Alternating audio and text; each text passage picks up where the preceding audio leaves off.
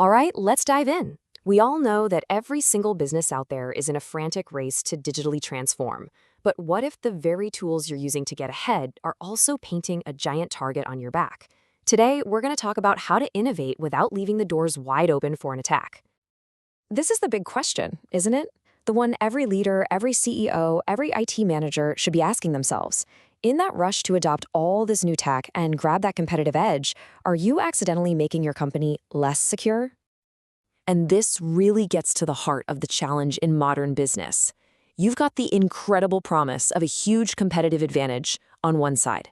But on the other, you've got the constant, lurking peril of a cyber attack that could bring you to your knees. Every new tool, every new platform, it lives right on this knife's edge. So this brings us to what we call the transformation paradox.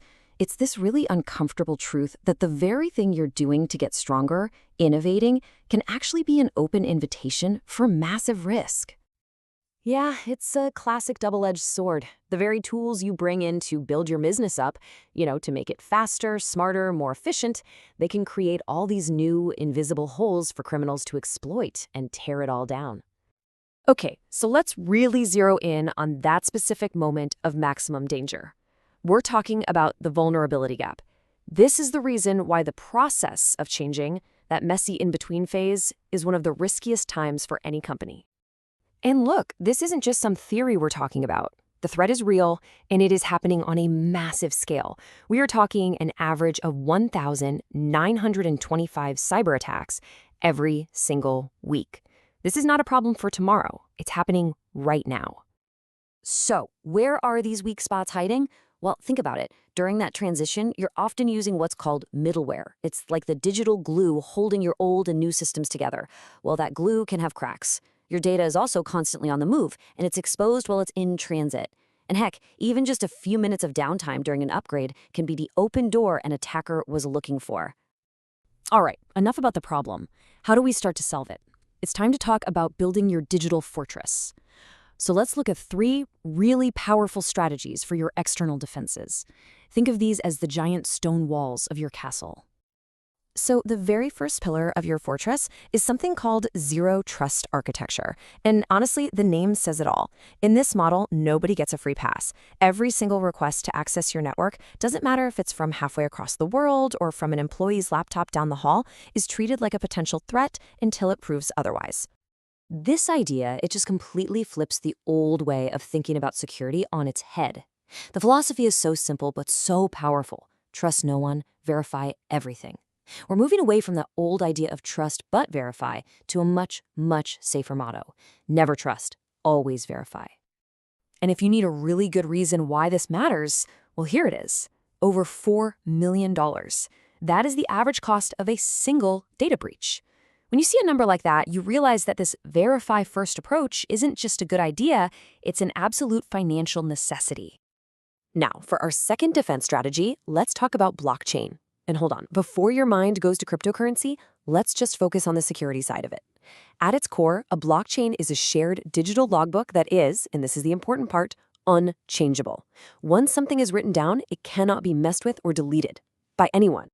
Because you can't change it, you get this unbreakable digital paper trail. So let's say you're bringing on new partners for your supply chain. Every single thing that happens, a shipment goes out, a payment is made, an approval is given, gets logged, it gets verified, and then it's locked into this secure, transparent chain. It's not just a record, it's a permanent, verifiable source of truth. It keeps everyone honest. And our third strategy is something called edge computing. Okay, the easiest way to picture this is imagine instead of having all your security guards at a central headquarters 50 miles away, you move them right next to the things they need to protect. Edge computing does that with your data. It brings the processing and the security closer to where the action is actually happening. So what's the big benefit here? It's all about control. By bringing your security analysis closer to your devices and data, you get a much, much clearer picture of what's going on across your entire network. This visibility lets you spot threats and make security decisions in real time, which, of course, slashes your risk. But here's the thing. All of these amazing external defenses, they all assume the bad guy is out there. So what happens when the threat is already inside? And that leads us to one of the most critical and honestly, one of the most overlooked parts of cybersecurity. We've got to talk about securing your company from the inside and dealing with the very real risk of insider threats. An employee or a contractor with too much access can actually be way more dangerous than a hacker. So to lock things down internally, you need to live by 4 key principles. First, least privilege. People should only have access to the absolute minimum they need to do their job, nothing more. Second, data minimization. If you don't need to collect certain data, just don't. Third, you absolutely have to enforce multi-factor authentication. A password alone is not enough anymore. And finally, for anyone who gets access to sensitive information, you gotta have stronger background checks. Okay, let's bring this all home.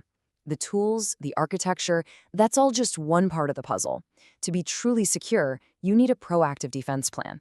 And really, it all comes down to building a culture of security. Your plan has to cover everything.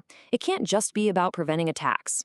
You need a plan for what to do after you've been hit, how to react, how to isolate the problem, and how to recover. You also need a temporary, extra strong security plan just for that risky transition period. And maybe most importantly, you have to train everybody, not just the IT team. Every single employee needs to know how to use the new tools safely and how to spot and report a threat. They are your human firewall.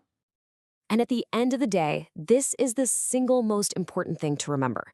Technology is always going to change, new threats will always pop up, but a vigilant, well-trained workforce that sees security as part of everyone's job, that right there, that is your most powerful and resilient defense in the long run. So that brings us right back to where we started. There is absolutely no question that your company's future is digital. The only real question left is, will it be secure?